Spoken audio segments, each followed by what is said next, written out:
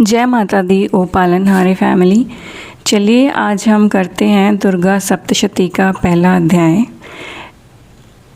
मेधा ऋषि का राजा सुरथ और समाधि वैश्य को देवी भगवती की महिमा बताते हुए मधु कैटभ वध का प्रसंग सुनाना, यह है हमारा पहला अध्याय। पहले चरित्र के ब्रह्मा ऋषि महाकाली देवता गायत्री छंद, नंदा शक्ति, रक्तदंतिका बीज, अग्नि तत्व और ऋग्वेद स्वरूप हैं। श्री महाकाली देवता की प्रसन्नता के लिए पहले चरित्र के रूप में विनियोग किया जाता है।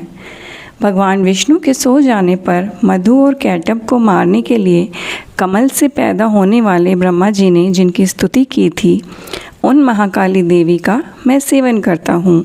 वे अपनी 10 भुजाओं में खड़ग, चक्र, गदा, बाण, धनुष, परिघ, शूल, भुशुंडी, मस्तक और शंख धारण किए हुए हैं। उनके 3 नेत्र हैं। वे अपने तमाम अंगों में आभूषण धारण किए हुए हैं। उनका शरीर की चमक नीलमणि के समान है और वे 10 मुख और 10 पैरों वाली हैं। मार्कंडेय जी बोले, सूर्य के पुत्र सावर्णी जो 8वें मनु कहे जाते हैं, उनकी उत्पत्ति की कथा विस्तार पूर्वक कहता हूँ। हे कौष्टुके, सुनो। सूर्यपुत्र महाभाग सावर्णी भगवती महामाया के अनुग्रह से जिस प्रकार मनवंतर के स्वामी हुए, वही प्रसंग सुनाता हूँ। पूर्व काल की बात है। स्वरोचिष मनवंतर में सुरथ नाम के एक राजा थे जो चैत्र वंश में उत्पन्न हुए थे। समस्त भूमंडल पर उनका अधिकार था।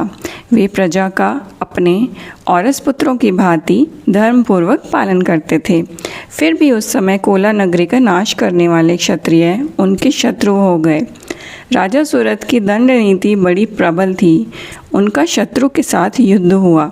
यद्यपि कोला विध्वंसी संख्या में कम थे, तो भी राजा सुरथ युद्ध में उनसे हार गए। तब वे युद्ध भूमि से अपने नगर को लौट आए और केवल अपने देश के राजा होकर रहने लगे। किंतु वहाँ भी उन प्रबल शत्रुओं ने उस समय राजा सुरथ पर आक्रमण कर दिया। राजा का बल क्षीण हो चला था, इसलिए उनके दुष्ट बलवान एवं भेदी मंत्रियों ने वहाँ उनकी राजधानी में भी राजकीय सेना और खजाने को हथिया लिया। सुरथ का प्रभुत्व नष्ट हो चुका था, इसलिए वे शिकार खेलने के बहाने घोड़े पर सवार होकर वहाँ से अकेले ही एक घने जंगल में चले गए। वहाँ उन्होंने ब्राह्मण श्रेष्ठ मेधा मुनि का आश्रम देखा। उस आश्रम को देखकर उन्होंने हिंसक जीव परम शांत भाव से रहते थे। वहाँ मुनि के बहुत से शिष्य उस वन की शोभा बढ़ा रहे थे। वहाँ जाने पर मुनि ने उनका आदर सत्कार किया और वे उस मुनि श्रेष्ठ के आश्रम में इधर उधर विचरते हुए कुछ काल तक वहाँ रहे। फिर ममता के वश होकर वे उस आश्रम में इस प्रकार चिंता करने लगे, पूर्व काल में मेरे पूर्वजों ने जिस नगर का पालन किया था, वही नगर आज मुझे रहित है। पता नहीं दुराचारी सेवकगण उसकी धर्मपूर्वक रक्षा करते हैं या नहीं। जो सदा मद की वर्षा करता था और अति बलवान था, वह मेरा प्रधान हाथी अब शत्रुओं के अधीन होकर न जाने किन भोगों को भोगता होगा। जो लोग मेरी कृपा, धन और भोजन पाने से सदा मेरे पीछे चलते थे, वे निश्चय ही अब दूसरे राजाओं का अनुसरण करते रहे होंगे। व्यर्थ खर्च करने वाले उन लोगों के द्वारा अत्यंत कष्ट से जमा किया हुआ वो मेरा खजाना जो था, वो खाली हो जाएगा।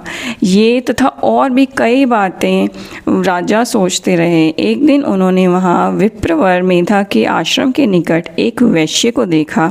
उससे पूछा, हे सज्जन, तुम कौन हो? यहाँ तुम क्यों शोकग्रस्त और उद्विग्न दिखाई दे रहे हो? राजा सुरथ का यह प्रेम पूर्वक कहा हुआ वचन सुनकर वैश्य ने विनीत भाव से उन्हें प्रणाम करते हुए कहा, राजन, मैं धनिकों के कुल में उत्पन्न एक वैश्य हूँ। मेरा नाम समाधि है। मेरे दुष्ट स्त्री पुत्रों ने धन के लालच में आकर मुझे घर से बाहर निकाल दिया है। इस समय धन, स्त्री और पुत्र से वंचित हूँ। विश्वसनीय बांधवनों ने मेरी ही संपत्ति छीनकर मुझे निकाल दिया, इसलिए मैं दुखी होकर यहाँ चला आया। यहाँ रहकर मैं इस बात को नहीं जानता कि मेरे पुत्रों की स्त्री और आत्मियों की कुशल है या नहीं है। इस समय घर में वो कुशल से रहते हैं या अकुशल हैं। मेरे पुत्र कैसे हैं, सदाचारी हैं या दुराचारी हो गए हैं। राजा ने पूछा, जिन लोभी स्त्री पुत्र आदि ने धन के कारण तुम्हें घर से निकाल दिया, उनके प्रति तुम्हारे चित्त में इतना प्यार क्यों है? वैश्य बोला, आप मेरे विषय में जो बातें कहते हैं वह सच है, लेकिन मैं क्या करूं, मेरा मन निष्ठुरता धारण नहीं कर पा रहा। जिन्होंने धन के लोभ में पड़कर पिता के प्रति श्रद्धा, पति के प्रति प्रेम और स्वजन के प्रति अनुराग को तिलांजलि देकर मुझे घर से निकाल दिया, उन्हीं के प्रति मेरे हृदय में इतनी अनुरक्ति है। हे महामते, गुणहीन बंधुओं के प्रति जो मेरा चित्त इस प्रकार प्रेम मग्न हो रहा है, यह क्या है? इस बात को मैं जानकर भी नहीं जान पाता। उनके लिए मैं लंबी सांसें ले रहा हूँ और मेरा मन अत्यंत दुखी हो रहा है। उन लोगों में प्रेम का सर्वथा अभाव है, तो भी उनके प्रति जो मेरा मन निष्ठुर नहीं हो पाता, इसके लिए क्या करूं? मार्कंडेय जी बोले, हे ब्राह्मण, तदंतर राजाओं ने श्रेष्ठ सुरथ और वो समाधि नामक वैश्य दोनों साथ साथ मुनि की सेवा में उपस्थित हुए और उनके साथ यथा योग्य न्यायानुकूल विनयपूर्व बर्ताव करके बैठ गए। इसके बाद वैश्य और राजा ने कुछ वार्तालाप आरंभ किया।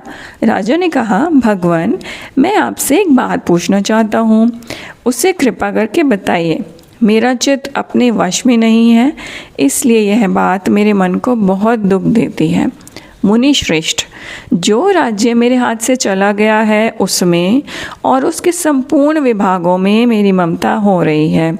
यह जानते हुए कि वह अब मेरा नहीं है, अज्ञानी की भांति मुझे उसके लिए दुख होता है। तो इसका क्या कारण है?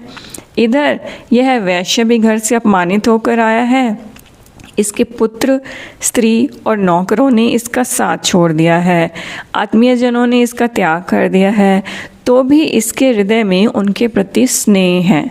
इस प्रकार यह और मैं दोनों बहुत दुखी हैं, जिसमें प्रत्यक्ष दोष देखा गया है। उस विषय के लिए भी हमारे मन में ममता के कारण आकर्षण पैदा हो रहा है। हे महाभाग, हम दोनों समझदार हैं, तो भी हम में जो मोह पैदा हुआ है यह क्या है? विवेक शून्य पुरुष की भांति मुझ में और इसमें भी मूढ़ता स्पष्ट दिखाई दे रही है। ऋषि बोले, महाभाग, सब जीवों को विषय गोचर होने का ज्ञान है, और हे महाभाग, विषय भी सबके लिए अलग अलग है। कुछ प्राणी दिन में नहीं देखते और कुछ जीव ऐसे हैं जो दिन और रात दोनों में बराबर देख सकते हैं। यह ठीक है कि मनुष्य समझदार होते हैं, किंतु केवल वे ही ऐसे नहीं होते। पशु पक्षी सभी प्राणियों में बुद्धि होती है। मनुष्यों का ज्ञान भी वैसा ही होता है जैसा कि मृगों और पक्षियों का होता है, तथा जैसे मनुष्यों का होता है वैसा ही उन मृग पक्षी आदि का होता है। यह तथा अन्य बातें भी प्राय दोनों में समान ही हैं। समझ होने पर भी इन पक्षियों को देखो, ये स्वयं भूख से पीड़ित होते हुए भी मोहवश बच्चों की चोंच में कितने चाव से अन्न के दाने डाल रहे हैं। पुरुष श्रेष्ठ, क्या तुम देखते नहीं कि ये मनुष्य समझदार होते हुए भी लोभवश अपने किए हुए उपकार का बदला पाने के लिए पुत्रों की कामना करते हैं। यद्यपि उन सब में समझ की कमी नहीं है, तथापि वे संसार की स्थिति बनाए रखने वाली भगवती महामाया के प्रभाव द्वारा ममता में भंवर से युक्त मोह के गहरे गड्ढे में गिराए जाते हैं। इसलिए इसमें आश्चर्य नहीं करना चाहिए। जगदीश्वर भगवान विष्णु की योग निद्रा रूपी जो भगवती महामाया है, उन्हीं द्वारा यह जगत मोहित हो रहा है। वे भगवती महामाया देवी ज्ञानियों के भी चित्त को बलपूर्वक खींचकर मोहग्रस्त कर देती हैं। वे ही इस सारे चराचर जगत की सृष्टि करती हैं तथा वे ही प्रसन्न होने पर मनुष्यों को मुक्ति के लिए वरदान देती हैं। वे ही पराविद्या, संसार बंधन और मोक्ष की कारणभूता सनातनी देवी तथा संपूर्ण ईश्वरों की भी अधीश्वरी है। राजा ने पूछा, भगवान, जिन्हें आप महामाया कहते हैं वे देवी कौन हैं? ब्राह्मण, उत्पत्ति कैसे हुई तथा उनके कार्य कौन कौन से हैं। ब्रह्मवेताओं में श्रेष्ठ महर्षि उन देवी का जैसा प्रभाव हो, जैसा स्वरूप हो और जिस प्रकार प्रादुर्भाव हुआ हो, वह सब मैं आपके मुख से सुनना चाहता हूँ। ऋषि ने कहा, राजन, वास्तव में तो वे देवी नित्य स्वरूपा ही हैं। संपूर्ण विश्व उन्हीं का रूप है तथा उन्होंने समस्त जगत व्याप्त कर रखा है। तथापि उनका आविर्भाव अनेक प्रकार से होता है। वह मुझ में सुनो। यद्यपि वे नित्य और अजन्मा हैं, तथापि जब देवताओं का कार्य सिद्ध करने के लिए प्रकट होती हैं, उस समय संसार में उत्पन्ना कहलाती हैं। कल्प के अंत में जब संपूर्ण जगत एक ही महासागर में डूब रहा था और सबके प्रभु भगवान विष्णु शेषनाग की शैया बिछाकर योग निद्रा में लीन सो रहे थे, उस समय उनके कानों की मैल से 2 भयंकर असुर उत्पन्न हुए जो मधु और कैटभ के नाम से प्रसिद्ध थे। वे दोनों ब्रह्मा जी का वध करने को उद्यत हुए। भगवान विष्णु के नाभि कमल में विराजमान प्रजापति ब्रह्मा ने जब उन दोनों भयानक असुरों को अपने पास मारने के लिए आता और भगवान को सोया हुआ देखा, तो एकाग्रचित होकर उन्होंने भगवान विष्णु को जगाने के लिए नेत्रों में निवास करने वाले योग निद्रा की स्तुति की। जो इस विश्व की स्वामिनी, जगत को धारण करने वाली, संसार का भरण पोषण और संहार करने वाली तथा तेज स्वरूप भगवान विष्णु की अनुपम शक्ति हैं। उन्हीं भगवती निद्रा देवी की भगवान ब्रह्मा स्तुति करने लगे। ब्रह्मा जी ने कहा, देवी, तुम ही स्वाहा, तुम ही स्वदा और तुम ही वष्टकार हो। स्वर भी तुम्हारे ही स्वरूप हैं। तुम ही प्राणदायिनी सुधा हो।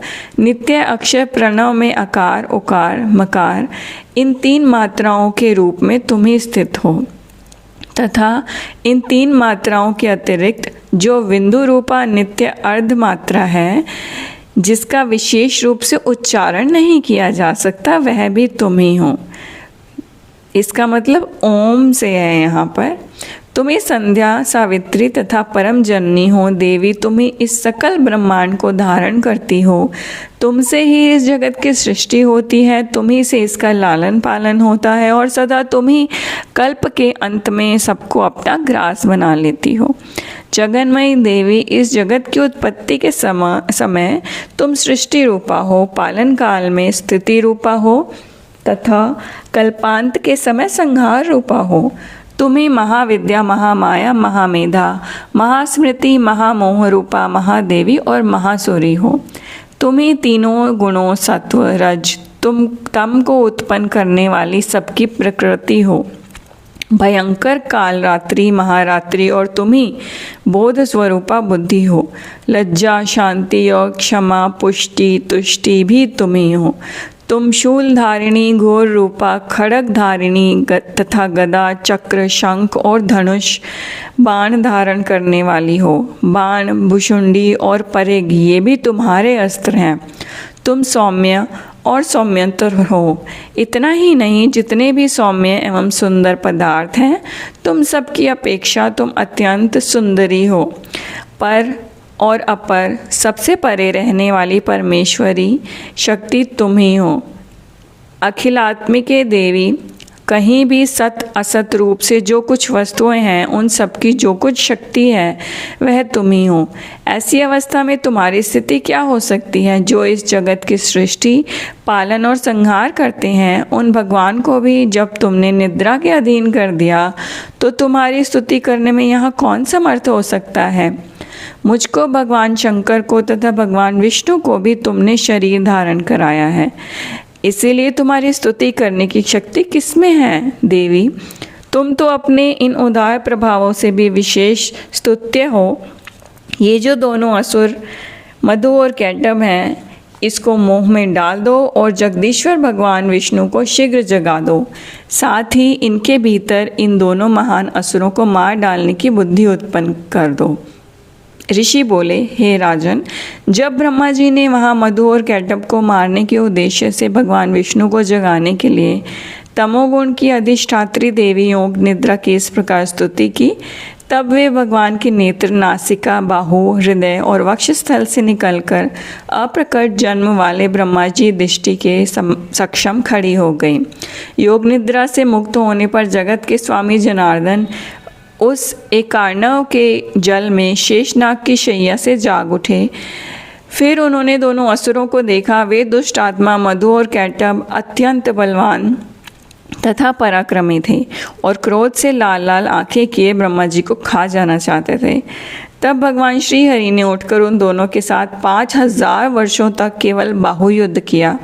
वे दोनों भी अत्यंत बल के कारण मदोन्मत्त हो रहे थे। इधर माया ने भी उन्हें मोह में डाल रखा था, इसलिए वे भगवान विष्णु से कहने लगे, हम तुम्हारी वीरता से प्रसन्न हैं, तुम हम लोगों से किसी वर की कामना करो। श्री भगवान बोले, यदि तुम दोनों मुझ पर प्रसन्न हो तो अब मेरे हाथ से मारे जाओ, बस इतना सा ही मैंने वर मांगा है। यदि दूसरे किसी वर से क्या लाभ है? ऋषि ने कहा, इस प्रकार धोखे में जाने पर जब उन्होंने संपूर्ण जगत में जल ही जल देखा, तब कमल नेत्र भगवान विष्णु ने कहा, जहाँ पृथ्वी जल में डूबी हुई न हो वहाँ हमारा वध करो। ऋषि बोले, तथास्तु। और यह कहकर शंख, चक्र और गदा धारण करने वाले भगवान ने उन दोनों के मस्तक अपनी जांघ पर रखकर चक्र से काट डाले। इस प्रकार ये देवी महामाई ब्रह्मा जी की स्तुति करने पर स्वयं प्रकट हुई। अब आगे तुमसे उनके प्रभाव का वर्णन करता हूँ, सुनो। तो यहाँ पर मधु कैटब वध का पहला अध्याय समाप्त होता है। ओ पालनहारे पे हम फिर से आपसे मिलेंगे। हमारे चैनल से जुड़े रहिए और ऐसी ही और वीडियोस के लिए लाइक और सब्सक्राइब ज़रूर कीजिए और बेल आइकन को ज़रूर प्रेस करिए। जय माता दी, जय श्री राधे।